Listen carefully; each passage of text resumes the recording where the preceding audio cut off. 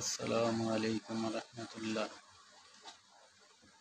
আমি আমার জীবনের এই প্রথম ভিডিও। আমি এর আগে কখনো অনলাইনে কোনো ভিডিও দিইনি।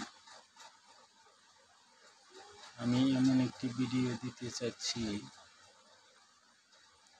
যে প্রত্যেক মানুষের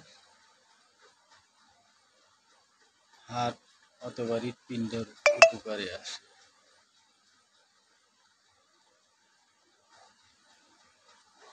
এমন এক দোয়া আপনাদের কাছে দিতে চাচ্ছি যে এই দোয়া সকলেই পড়লে সকলের হার্ট অথবা হৃৎপিণ্ড শক্তি বেড়ে যাবে। আশা করি এই দোয়াটি সকলেই কমপক্ষে 100 বার করবেন। প্রতিদিন 100 বার করলে আপনার হৃৎপিণ্ডের কোনো সমস্যা থাকবে না।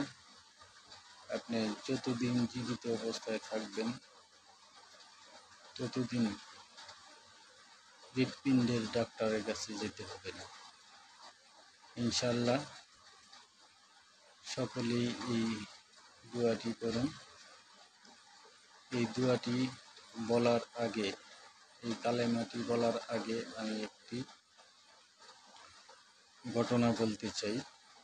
ঘটনাটি হলো, মুসা আলাইহিস সালাম আল্লাহর কাছে আরজি করলেন যে আল্লাহ তাআলা আমাকে এমন এক দোয়া শিখিয়ে দেন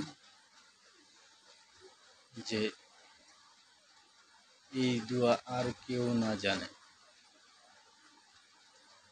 আর এই দোয়াটি